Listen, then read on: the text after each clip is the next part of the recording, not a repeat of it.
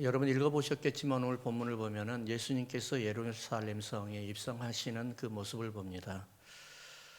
이날을 종교력으로는 종려주일이라고 이야기하죠. 팜 선데이라고 이야기를 합니다. 예수님께서 우리의 죄를 대신 지고 십자가에서 죽으시기 위해서 예루살렘에서 입성하실 때 그곳에 모여있던 유대인들과 그리고 또 먼 나라에서 오셨던 그 예루살렘 성으로서 예루살렘에 들어와서 유월절을 지키려고 했던 많은 사람들이 예수님을 환호합니다. 예수님께서 예루살렘으로 있었던 것은 하나님의 의도가 있었습니다. 첫 번째는 12절을 볼까요? 12절. 그 이튿날에는 명절에 온 큰 무리가 예수께서 예루살렘으로 오신다는 것을 듣고 예수님께서는 유월절 어린 양의 제물로 입성하신 것이죠. 유월절이라는 말은 이스라엘의 3대 절기입니다. 아주 큰 절기이죠. 유월절에서 가장 중요한 것은 뭐냐면은 제물을 짐승, 그러니까 나를 대신해서 죽일 제물을 고르는 것부터 시작을 합니다. 왜냐하면 그 짐승이 나를 대신해서 죽어줘야 되기 때문에 그렇죠. 그래서 유월절이 되면은 예국에 나가서 살았던 사람들, 여행 중이나 그리고 또 가족 여행을 떠났던 사람들, 그리고 또 유대인들이 예루살렘 근처에서 멀리 떨어졌던 사람들, 이런 사람들이 다 예루살렘으로 모입니다. 그래서 유월절을 지키고 제사를 드려야 됩니다. 사도행전 2장을 보게 되면 베드로가 성령이 취해서 복음을 전파하고 있었습니다. 그때 유월절을 지키기 위해서 예국에서 예루살렘으로 돌아오는 유대인들이 베드로의 설교를 들으면서 이렇게 이야기합니다. 술주정을 부린다고 이야기를 합니다. 술 취했다고. 이토록 예루살렘의 그 많은 이스라엘 백성들은 유월절이 그들의 생명과도 같았기 때문에 유월절 지키기 위해서 예루살렘으로 모여들었습니다. 예수님께서는 유월절에 어린 양이 되어서 예루살렘으로 입성하셨지만은 예수님은 우리의 죄를 십자가에 짊어지기 위해서 예루살렘으로 입성하셨습니다. 예수님께서 스스로 어린 양이 되어서 예루살렘에 입성하셔서 우리의 죄를 대신해서 죽으신 것이죠. 우리가 성경을 읽어보면 한 가지 특이한 점이 있어요. 애굽의 나라가 참 많이 나옵니다. 이집트, 사단의 나라로 비유를 하죠. 이스라엘 백성들이 애굽에서 나온 것을 가지고 사단의 나라에서 탈출했다고 이야기를 합니다. 이스라엘은 430년 동안이나 애굽의 노예로 살았어요. 그리고 애굽의 노예로 살았던 이스라엘을 하나님 백성들을 하나님께서 구해 주셨어. 이것을 뭐라고 이야기하냐면은 유월절이라고 이야기해요. 그러니까 유월절은 하나님 앞에 제사만 드리는 날이 아니라 제사 드리는 이유가 뭐예요? 하나님의 백성들을 사단의 권세에서 탈출시키는 거예요. 이게 유월절이에요. 그런데 출애굽기 8장을 보면은 모세와 아론이 애굽의 바로 왕 앞에서 유월절을 지키기 위해서 광야 한 3일 광야쯤 나가서 드리겠다고 이야기합니다. 그러나 바로는 이걸 허락을 안 합니다. 출애굽기 8장 25절에서 27절을 제가 읽어드릴게요. 바로가 모세와 아론을 불러 이르되 너희는 가서 이 땅에서 너희 하나님께 제사를 드리라. 바로가 이 땅에서 지들이 보는 앞에서 유월절 제사를 드리라는 거예요. 근데 모세와 아론은 뭐라고 이야기하냐면 모세가 이르되 그리함은 부당하나이다. 우리가 우리 하나님 여호와께 제사를 드리는 것은 애굽 사람이 싫어하는 바. 우리가 만일 애굽 사람의 목전에서 제사를 드리면 그들이 그것을 미워하여 우리를 돌로 치려 하지 아니하겠나이까. 우리가 사흘 길쯤 광야로 들어가서 우리 하나님께 제사를 드리되 우리에게 명령하시는 대로 하려 하나이다 라고 이야기를 합니다. 자, 성경을 오늘 읽어봤어요. 출애굽기 8장을 읽으니까 뭐라고 그래요? 모세와 아론이 3일 광야 정도 나가서 유월절 제사를 드리게끔 바로에게 허락을 해달라고 하니까 바로는 절대로 안 된다. 보는 앞에서 제사를 드려라 라고 이야기를 하죠. 근데 왜 3일 광야를 나가야 되는가? 여기서 드리면 되잖아요. 바로가 보면은 어때요? 애굽의 사람들이 보면은 어때요? 아론과 모세는 애굽 사람이 볼 수 없는 3일 광야로 나가서 3일 정도 길을 가서 광야에 나가서 유월절을 지켜야 한다고 계속해서 이야기하죠. 왜 그러냐면은 애굽 사람들이 섬기고 있는 신은 바로 동물의 신이 있어요. 모든 게 다 신이에요. 어린 양이 신이에요. 그렇기 때문에 애굽 사람과 바로 앞에서 유월절을 제사를 지내기 위해서 어린 양을 잡는다 그럼 그들이 신을 잡는 거예요. 이 일이 만약에 그들 앞에서 나타나면 지금 어떤 일이 일어날까요? 예수님이 십자가에서 돌아가시기 전에 먼저 전쟁이 일어나기 시작을 하죠. 이 전쟁은 세상의 마지막 때 일어나는 전쟁이잖아요. 우리가 유월절 제사를 어떤 걸로 비유를 하냐면은 사단과의 전쟁으로 비유를 합니다. 그래서 유월절은 바로 뭐냐면은 예수님과 사단과의 전쟁입니다. 십자가의 전쟁입니다. 예수님께서 십자가에서 죽으시면서 사단의 권세를 꺾어버리는 그 사건이 바로 어떤 사건이냐? 바로 유월절에 어린 양을 죽이고 십자가에서 죽게끔 만들었던 그 제사가 바로 유월절이에요. 그래서 창세기 3장 15절에는 뭐라고 이야기하냐면은 여자의 후손이 사단의 머리를 상하게 하는 것이라고 이야기합니다. 하나님은 아담을 창조하실 때 하나님의 창조 질서로 창조하셨어요. 그러나 아담은 하나님의 창조 질서를 선악과를 따먹으면서 파괴시켜 버렸습니다. 하나님의 창조 질서는 사람이 하나님 형상을 가지고 하나님처럼 살아가는 거예요. 그러나 아담은 사람이 하나님의 형상처럼 살아가는 것을 파괴시켜 버렸어요. 창조 질서를 깨트려 버렸어요. 세상에 고통받고 슬퍼하고 어렵게 살아가는 하나님의 창조 질서가 이 질서가 바로 무너져 버린 거예요. 이것은 하나님의 창조 질서가 아닌 거예요. 고통받는 거 하나님 질서 아니에요. 슬퍼하는 거 하나님의 창조 질서 아니에요.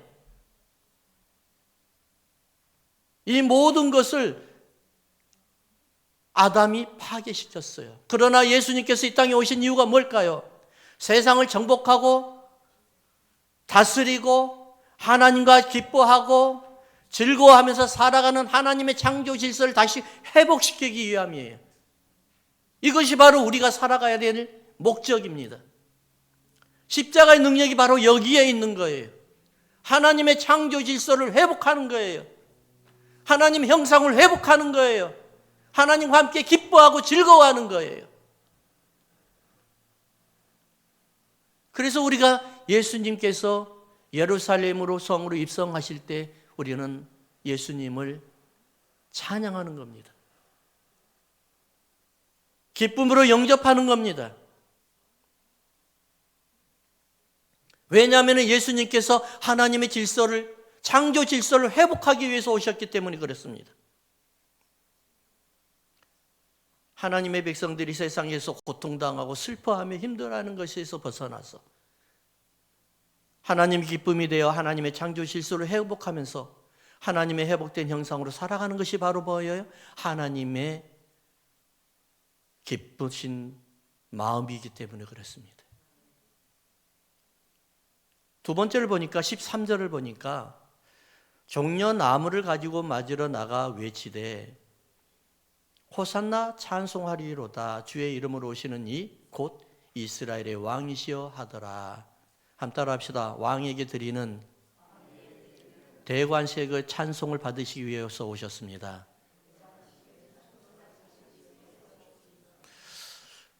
기대를 저버리셨네요. 저는 다 못 따라하실 줄 알았는데 그 긴 내용인데도 잘 따라하시네요. 네.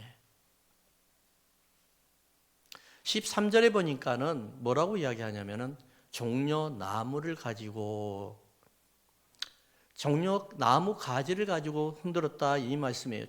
종려나무 가지라는 것은 뭘 이야기하냐면은 바로 의와 아름다움과 승리예요. 근데 여기에서는 예수님을 찬양하는 거예요. 그래서 예수님을 종려나무로 흔들었다 그런 거 뭐예요? 승리하고 전쟁에 나가서 승리하고 돌아온 장군이나 왕에게 흔들었던 그런 의식이에요. 그러니까 예수님이 예루살렘으로 입성하실 때는 많은 성도들이 나와서 예루살렘의 백성들과 그리고 또 외국에 나갔던 유대인들이 예루살렘에 유월절을 지키기 위해서 모여들었던 모든 사람이 예루살렘 성 길가에 나가서 종려나무를 가지고 흔드시는 거예요. 왜요? 승리하고 돌아오신 예수님을 찬양하는 거예요. 또한 승리하기 위해서 예루살렘에 입성하신 그 하나님을, 예수님을 찬양하는 거예요.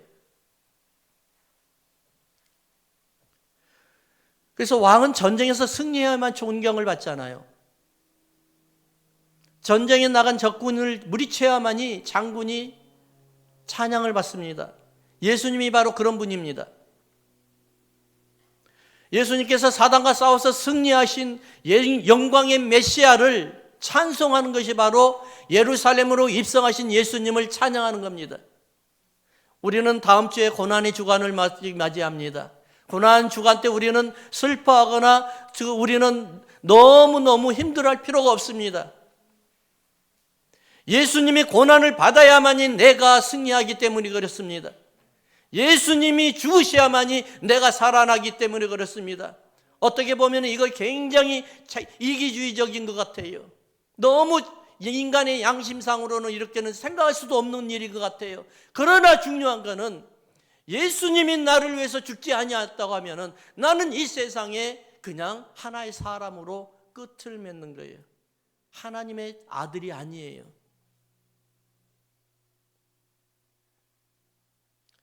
예루살렘으로 입성하신 예수님을 환영했던 대부분의 사람들은 세상에서 고난을 가지고 살아갔던 사람들이에요. 병들었어요. 굶줄 일이고 먹을 거 걱정하면서 살아요. 자녀들이 계속해서 병마에 시달리고 아침에 일어나면 먹을 것을 걱정해야 되는 그런 사람들이 대부분이었어요. 그런 사람들이 예루살렘 입구에 나가서 예수님을 환영했던 이유가 뭘까요? 그들의 소망의 기도가 바로 뭐였을까요? 그들의 영원한 생명을 얻기 위해서 그랬던 걸까요?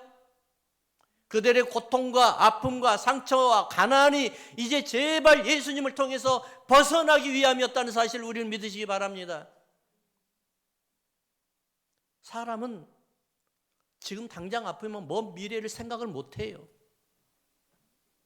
지금 아픔 이것만 해결되기를 원하는 거예요. 내가 지금 당장 아파 있고 힘들어 있는데 나중에 죽어서 천국 갈 그런 생각을 못해요. 할 수도 없어요. 너무 고통스러우니까.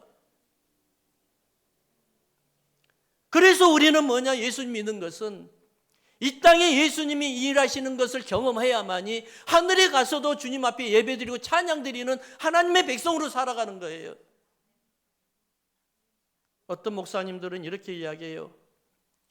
기복신앙은 잘못되었대요. 복만 원한다는 거예요. 맞아요. 예수를 복받기 위해서 믿었다는 것이 바로 기복신앙이잖아요. 옳지 않다는 것은 저는 알아요. 하지만 기복신앙이 뭐예요? 복을 기대하고 본인에게 득이 되는 복을 바라는 신앙 형태를 말해요. 그러니까 재물을 많이 소유하고 무병장수하고 자손들이 아프지 않고 계속해서 번창해 나가는 것, 이것들을 기복신앙이라고 이야기해요. 여러분 틀렸나요 이것이? 예수 믿음이 이런 것 필요 없나요? 세상에서 고생하면서 살아보세요. 신앙 잘 지킬 수 있어요? 고생해보세요. 예수님만 바라볼 수 있어요? 내 손에 쥐어진 거는 없고 당장 먹을 것을 끼니 그 해결을 못하고 자녀들은 계속해서 속을 썩이고 있고 하는 것마다 실패 연속이고 몸은 계속해서 병 들어가는데 그럼에도 불구하고 여러분들 예수님만 바라볼 수 있어요? 그러면 예수님께서 이 땅에 오실 때 여러분들 생명만 구원하러 오셨나요? 여러분들 병을 어떻게 다 치유하지 않았나요? 여러분들이 삶의 고통을 치유하지 않았나요?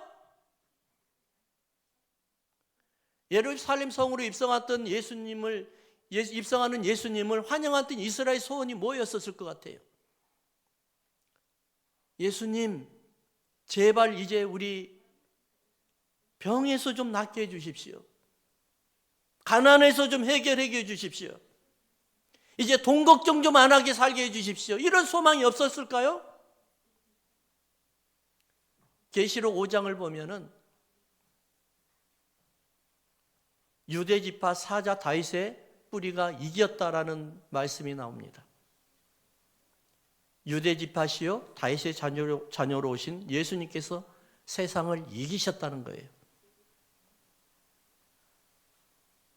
예수님께서 예루살렘 성으로 입성하신 것은 뭘 이야기할까요? 세상을 이기셨다는 겁니다. 할렐루야. 여러분들의 병도 치유하시고 승리했다는 겁니다. 여러분들의 삶도 치유하시고 승리했다는 겁니다.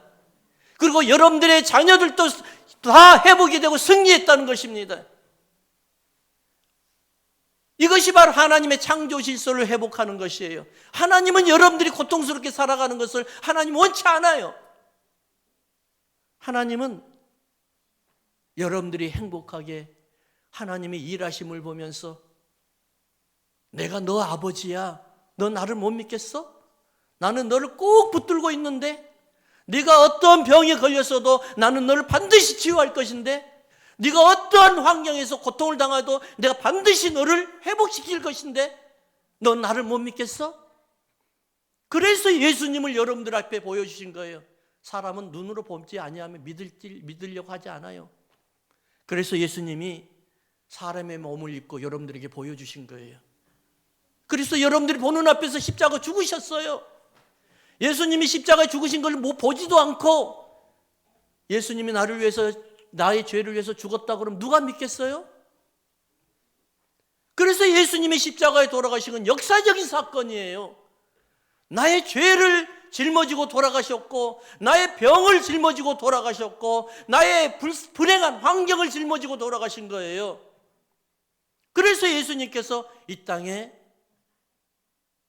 고난받기 위해서 우리의 모든 삶을 창조 질서를 파괴된 창조 질서를 회복하기 위해서 예루살렘 성으로 입성하신 거예요. 어느 목사님의 간증입니다.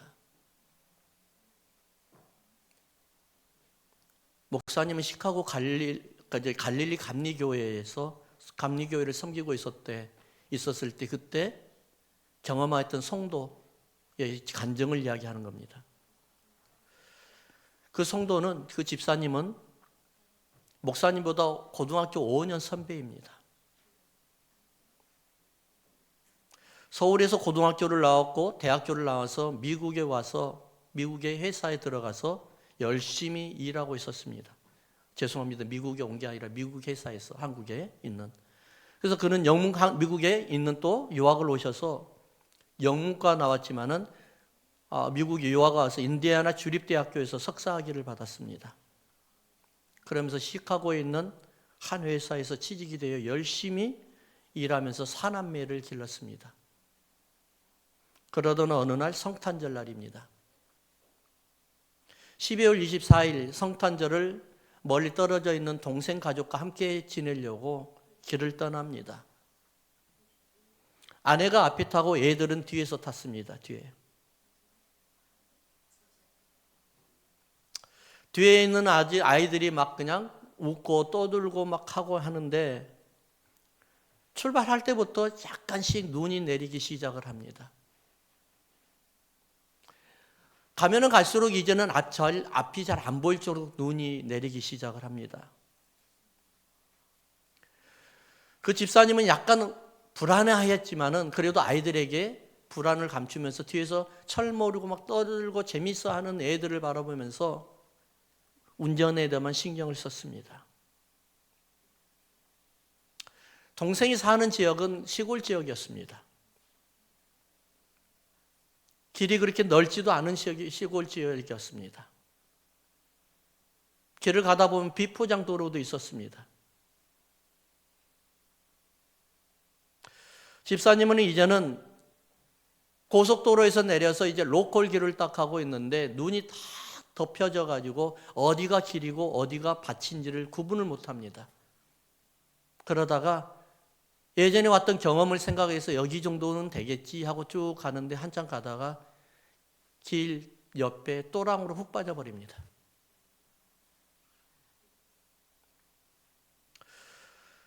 너무 당황스러웠지만 아이들이 놀랄까 봐서 살짝 빼보려고 후진도 해보고 앞을 왔다 갔다 하는데 차는 오히려 더 깊게 들어가 버립니다.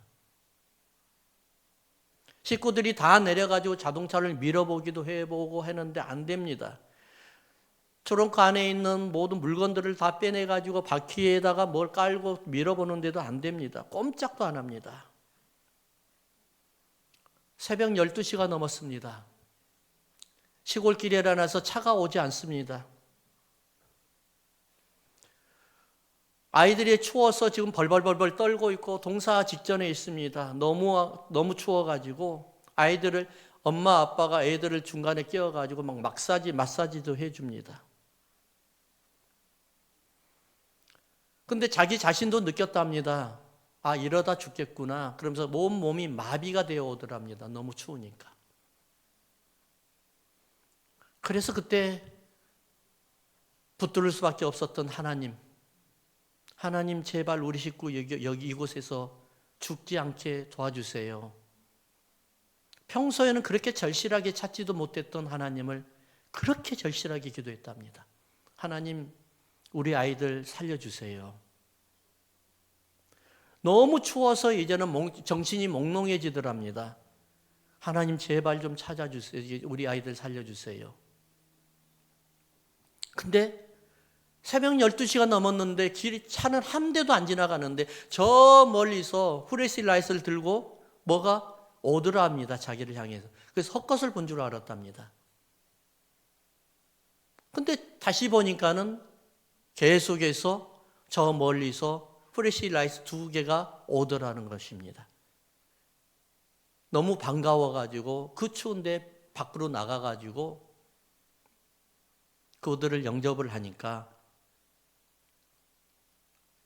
그들에게 처음 인사가 뭐냐면은 감사합니다 아니라 help me 그랬대요. 제발 좀 도와달라고. 근데 집사님에게 다가왔던 그 사람들은 전등과 손전등과 삽을 가지고 오더래요. 도무지 이해를 나중에 생각을 해봐도 이해가 안 되더래요. 다 일이 끝나고 난 다음에 생각을 했는데 그분들이 삽을 가지고 손전등을 가지고 그들이 거기에서 고생하고 있는 걸 어떻게 알았는지 도무지 이해가 안 되더래요.